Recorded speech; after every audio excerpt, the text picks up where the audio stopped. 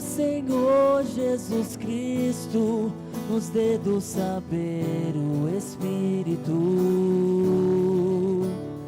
Conheçamos assim a esperança, a qual nos chamou como herança. Aleluia, aleluia, aleluia, aleluia, aleluia, aleluia. O Senhor esteja convosco. Ele está no meio de nós. Proclamação do Evangelho de Jesus Cristo segundo Marcos. Glória a vós, Senhor. Naquele tempo, Jesus chamou os 12 e começou a enviá-los 2 a 2, dando-lhes poder sobre os espíritos impuros. Recomendou-lhes que não levassem nada para o caminho, a não ser um cajado, nem pão, nem sacola, nem dinheiro na cintura. Mandou que andassem de sandálias e que não levassem 2 túnicas. E Jesus disse ainda: quando entrardes numa casa, ficai ali até vossa partida. Se em algum lugar não vos receberem, nem quiserem vos escutar quando sairdes, sacudi a poeira dos pés como testemunho contra eles. Então os 12 partiram e pregaram que todos se convertessem. Expulsavam muitos demônios e curavam numerosos doentes, ungindo-os com óleo. Palavra da salvação. Glória a vós, Senhor.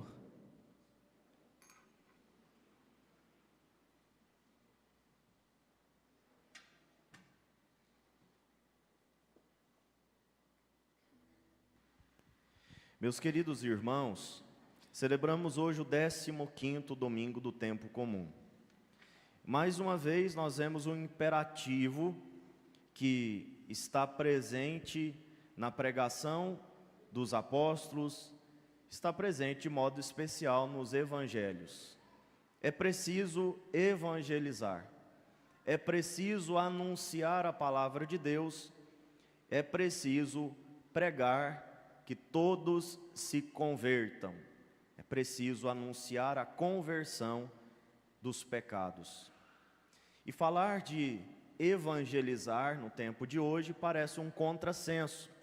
Infelizmente, nós vemos crescendo no meio não só dos pagãos, mas também dos católicos, dos cristãos, a ideia de que não é preciso evangelizar porque todos já estão salvos.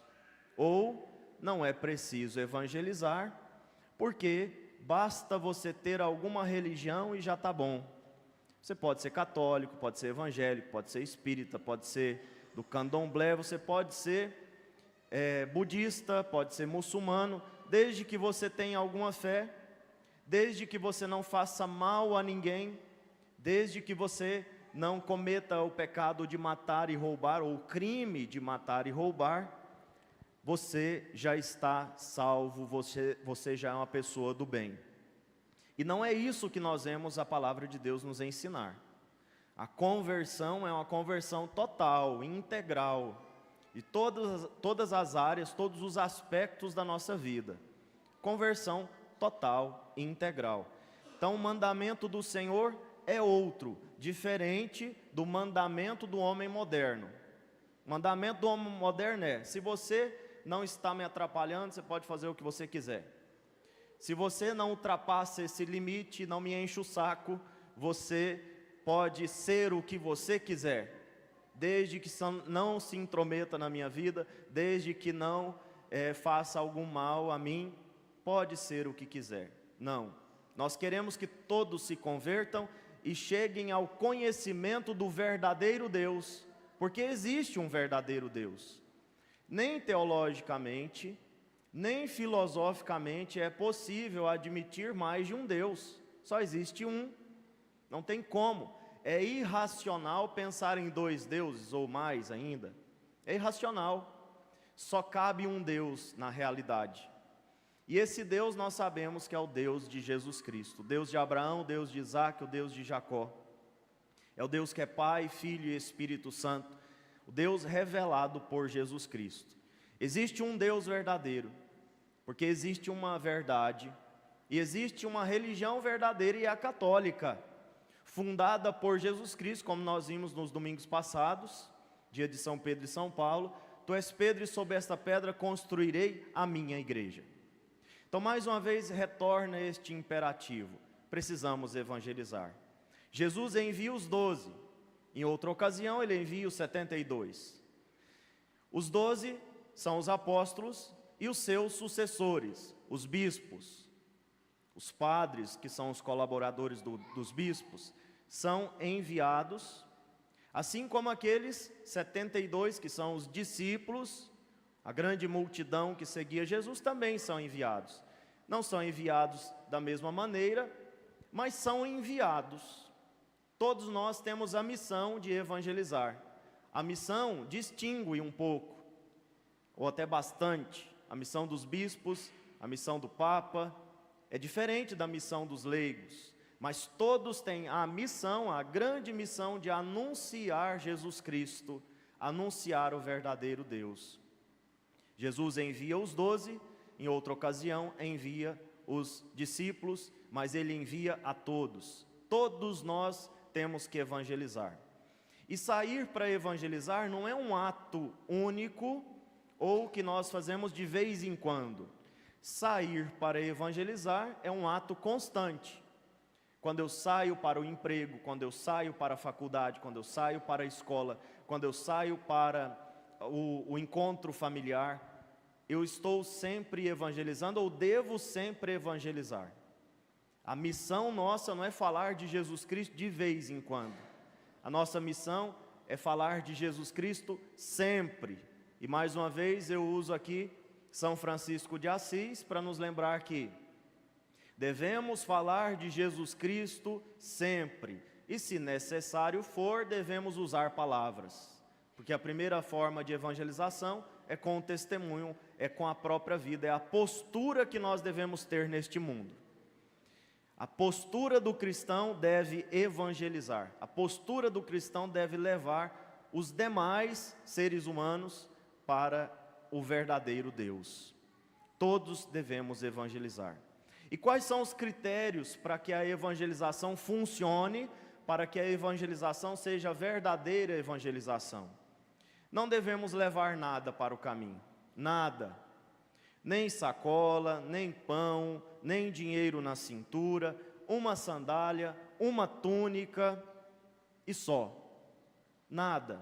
Ou seja, o cristão ele não evangeliza confiando nos próprios recursos, sejam eles recursos materiais, sejam recursos no sentido de dons humanos ou talentos humanos. Nós evangelizamos confiando em Deus. Ele é o autor da evangelização, ele é a fonte daquilo que nós anunciamos, ele é quem nós anunciamos. Então nós não levamos nada pelo caminho, porque nós sabemos que nada é suficiente a não ser Deus, a sua graça, o seu amor, os seus dons, o Espírito Santo de Deus. Então o cristão ele confia na providência divina. É claro que nós já falamos isso domingo passado, nós utilizamos os recursos humanos, mas colocamos tudo isso a serviço de Deus, porque os recursos humanos, se eles não estiverem submetidos à graça de Deus, eles não servem para nada. Por isso Jesus fala, não leve nada pelo caminho. Confie no Pai, Ele providenciará tudo. Confie em Deus, Ele fornecerá tudo que vocês precisam para a evangelização. E quando a gente age assim, colocando a eficácia na graça de Deus, nós vivemos em paz.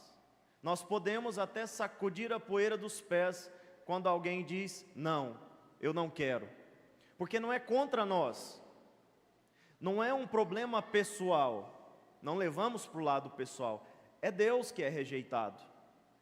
E aí eu não fico com o meu orgulho ferido, pelo contrário, como é Deus que é rejeitado, por um lado eu fico em paz, Por outro lado, eu fico mais entusiasmado ainda para tirar a pessoa daquele erro, com a minha oração, com o meu testemunho, com a minha palavra. Não é uma implicância pessoal, mas ele está rejeitando Deus. Isto que me inquieta, e é isto que me inquieta, como diz um poeta católico, esta é a paz que não nos deixa em paz, a paz que não nos deixa em paz. A evangelização traz paz para quem procura vivê-la, mas também nunca tem paz, porque quer sempre evangelizar para a glória de Deus, para a honra de Deus, para o louvor de Deus. Esta é a nossa meta, isto é o que nos motiva, a glória de Deus Pai.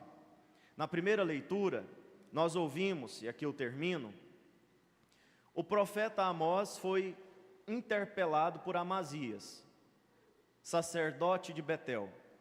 Vidente, sai e procura refúgio em Judá, onde possas ganhar teu pão e exercer a profecia. Quer dizer, Amós estava evangelizando, estava profetizando, pregando a palavra de Deus, mas isso estava incomodando os grandes, incomodando o rei. Na época de Amós, existiam os profetas de profissão, aqueles que eram pagos para profetizar a favor do rei. Eles eram profetas da corte, falavam o que o rei queria que falassem. Então, Amazias diz: a sua profecia não está agradando, vai ganhar o teu dinheiro em outro lugar. E aí Amós responde: não sou profeta, nem filho de profeta, sou pastor de gado e cultivo sicômoros. O Senhor chamou-me quando eu tangia o rebanho, e o Senhor me disse: vai profetizar para Israel, meu povo. Ou seja, eu não sou profeta de profissão, eu não estou evangelizando, profetizando, pregando para ganhar dinheiro, obter lucro pessoal. O meu trabalho é outro, o meu ganha-pão é outro. Eu estou aqui por vocação, por chamado de Deus. Não sou profeta por profissão, eu sou profeta por vocação, por chamado de Deus. Vocês profetizam a favor do rei, eu profetizo o que Deus quer que eu profetize. Eu falo o que Deus quer que eu fale. Eu sigo as ordens de outro rei. Nós também, queridos irmãos, não nos intimidemos com aquelas pessoas que não gostam da nossa profecia, que não é nossa, do nosso evangelho, que não é nosso, da palavra que pregamos, que não é palavra nossa. Não nos intimidemos, não caiamos jamais na tentação de minimizar a palavra de Deus para agradar os ouvintes. Somos profetas por vocação, e cada um aí tem o seu trabalho. Às vezes você é pedreiro, às vezes você é dona de casa, professor, professora. Você tem o seu ganha-pão, você tem a sua maneira de buscar a sua subsistência, sustento da sua família. Deus te chamou para profetizar, para evangelizar, por isso é uma vocação. E infelizmente nós escutamos esse tipo de coisa até hoje, né? Eu partilhava hoje de manhã, esses dias um homem falou assim para mim: eu acho que a minha esposa está pagando o senhor para falar as coisas na missa, porque eu chego lá, é tudo para mim o que o senhor fala. Eu não estou indo na igreja mais por causa disso. A pessoa não estava falando brincando, estava falando sério. Não estou indo mais, porque eu vou lá, tudo é para mim. Parece que quando o senhor me vê entrar na igreja, o senhor fala: agora eu vou mudar tudo, vou falar tudo para ele, tudo que sirva para ele. Eu não sou profeta de profissão, eu sou profeta por vocação, e o que eu prego não é meu. E se a pessoa tem a sorte, tem a sorte, e podemos dizer até mais, o privilégio de escutar algo que faça sentido para a sua própria vida, é uma grande graça, é um dom. Quando Deus puxa a nossa orelha, não é porque Ele nos despreza e nos odeia, é porque Ele nos ama e quer a gente no caminho do bem. Então, nenhuma esposa está pagando para eu falar aqui coisas que sirvam para os seus maridos, evidente que não, e nem se quisesse, né? Homilia não é lugar de dar recado para pessoas de modo especial. A homilia é o lugar de nós abrirmos a palavra de Deus, os tesouros da palavra de Deus, e nos enriquecermos com a verdade que nos cura, nos transforma, nos fortalece, nos educa. É isso. Nenhum pai, nenhuma mãe está pagando para eu poder falar, puxar a orelha do filho, né? Parece que o padre hoje só falou para mim, minha mãe deve ter falado alguma coisa para meu pai. Não, é a palavra de Deus. Não somos profetas de profissão, somos por vocação. E o nosso chamado é anunciar a verdade, anunciar Jesus Salvador, aquele que deu a vida por nós, que se entregou por nós, que nos ama infinitamente e nos quer próximos, nos quer unidos a Ele no céu. Esta é a nossa meta, que todos alcancem o reino dos céus, que todos se salvem, e pregamos com essa finalidade. A glória de Deus Pai, a salvação de todos os seres humanos. Nós vamos prosseguir agora. Hoje, excepcionalmente, nós iremos fazer a consagração do dízimo no final das preces, porque temos agora o rito da vestição. Então, consagração do dízimo e a devolução do dízimo será junto com as ofertas, com o momento da procissão, das ofertas, da coleta.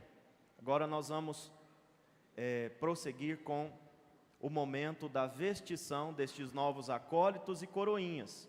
E como nós vimos na palavra de Deus, foram chamados por Deus para evangelizarem, para servirem ao altar. Coroinhas, ou postulante, né, de coroinhas e acólitos, olhem aqui para mim. Deus